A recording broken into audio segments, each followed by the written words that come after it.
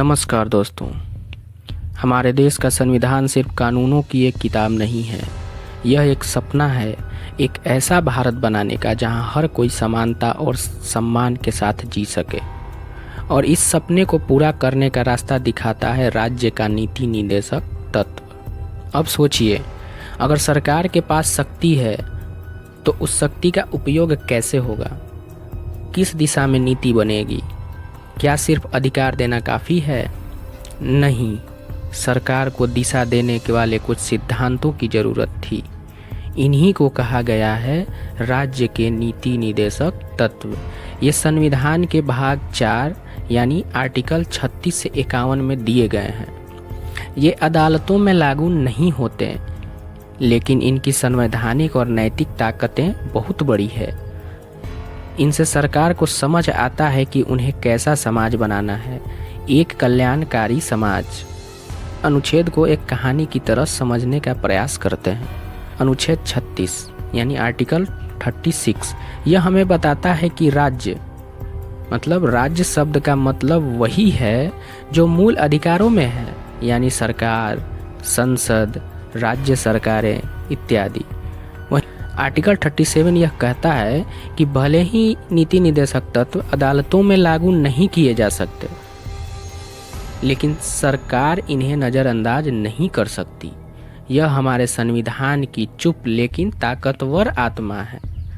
मतलब आर्टिकल 38 यह कहता है कि सरकार को ऐसा समाज बनाना है जहां सामाजिक, आर्थिक और राजनीतिक न्याय हो, और हाँ, जो अमीर और गरीब के बीच की खाई है उसे कम करना इसकी सबसे बड़ी मकसद है।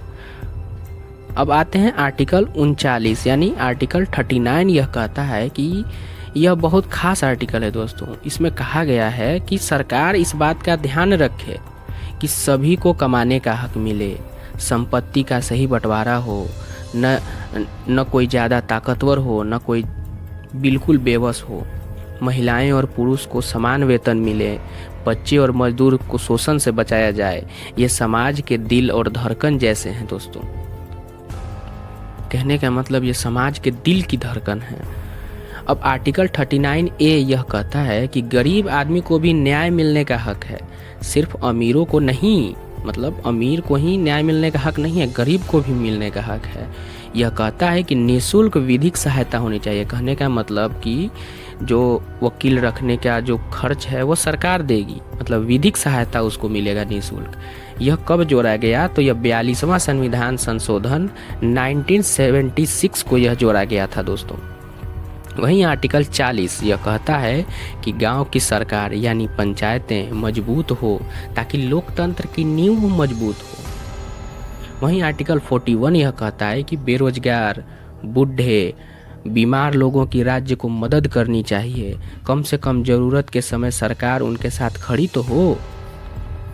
अब नेक्स्ट आर्टिकल है आर्टिकल 42। यह कहता है कि काम करने वालों को मानवीय हालत मिलनी चाहिए। मतलब कहने का मतलब कि जैसे महिलाओं को मातृत्व सहायता मिलनी चाहिए इत्यादि। नेक्स्ट आते हैं आर्टिकल 43। यह कहता है कि सरकार को कुटीर उद्योगों को बढ़ावा देना चाहिए, जहां आम लोग काम करके अपनी आजीविका चला सकें। वहीं आर्टिकल 43A यह कहता है कि मजदूरों को फैक्ट्रियों में सिर्फ काम करने वाला नहीं बल्कि प्रबंधन का हिस्सा भी बनाया जाना चाहिए। लेकिन यह आर्टिकल 43A कब जोड़ा गया? तो आर्टिकल 43A 42वां संविधान संशोधन के समय जोड़ा गया था दोस्तों। नेक्स्ट है आर्टिकल 44। यह कहता है कि सभी धर्मों के लिए एक समान कानून यानी कि यूनिफॉर्म सिविल कोड होना चाहिए। लेकिन ये आज भी बहस का विषय है। कई राज्य कहते हैं कि लागू हो, कई राज्य कहते हैं नहीं लागू हो। उसी तरीक़ा से आर्टिकल 45 यह कहता है कि 6 साल तक बच्चों को निःशुल्क शिक्षा मिलनी चाहिए। बाद में यह मौलिक अधिकार में जोड़ा गया था, आर्टिकल 21A जो हम लोग पढ़ चुके हैं।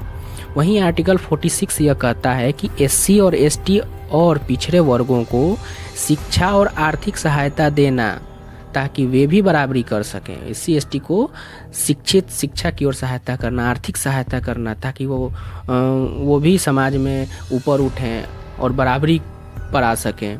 वहीं आर्टिकल 47 यह कहता है कि सरकार को लोगों के पोषण, स्वास्थ्य और जीवन स्तर को सुधारने का प्रयास करना चाहिए, जैसे शराब जैसे नशे से को रोकना चाहिए। उसी तरीके से आर्टिकल 48 यह कहता है कि पशुधन की रक्षा, खासकर गायों और बछड़ों का संरक्षण होना चाहिए, मतलब दूध देने वाले पशुओं का संरक्षण करना चाहिए। वहीं आर्टिकल 48 यह कहता है, जो 42वां संविधान संशोधन में जोड़ा गया था, कि पर्यावरण, वन और वन जीव को सरकार का रक्षा करना जिम्मेवारी है। मतलब वन्य जीव, वन, पर्यावरण का रक्षा करने का जिम्मेवारी किसकी होगी? सरकार की होगी, राज्य की होगी। उसी तरीक़ा से 49 यह कहता है कि भारत की पुरातात्विक धरोहर जैसे स्मारक और विरासतें, ये हमारी संस्कृति हैं, इनकी भी रक्षा राज्य को करनी चाहिए। वहीं आर्टिकल 50 यह कहता है कि न्यायपालिका को कार्यपालिका से अलग करना चाहिए, अलग होना चाहिए, ताकि न्याय जो है वो निष्पक्ष हो। उसी तरीक़े से आर्टिकल 51 यह कहता है कि भारत को विश्व शांति, अंतर्राष्ट्रीय साझेदारी और आपसी सहयोग में बढ़ाने की भूमिका निभानी चाहिए। तो दोस्तों, राज्य के नीति निर्देशक तत्व हमारे संविधान के वो शब्द हैं जो हमें बताते हैं कि भारत कैसा होना चाहिए। न सिर्फ कानून के चलने वाला देश, बल्कि समानता, न्याय और करुणा से भरपूर समाज होना चाहिए। हम, आप, सरकार सभी की साझी जिम्मेदारी है कि इन तत्वों को असल जिंदगी में उतारें। तो दोस्तों, इन अनुच्छेद को GS paper 2, UPSC GS paper 2 में ये प्रश्न आते हैं, तो आप इसके भाव को समझिए, रटिए नहीं। और आपको यह वीडियो अच्छा लगे तो अपने दोस्तों तक जरूर शेयर करें, क्योंकि संविधान की समझ हर भारतीय को होना चाहिए। तो मिलते हैं नेक्स्ट वीडियो में, जो हमारा होगा हमारे जो कर्तव्य हैं, नैतिक कर्तव्य, उसके बारे में। मिलते हैं नेक्स्ट वीडियो में। जय हिंद।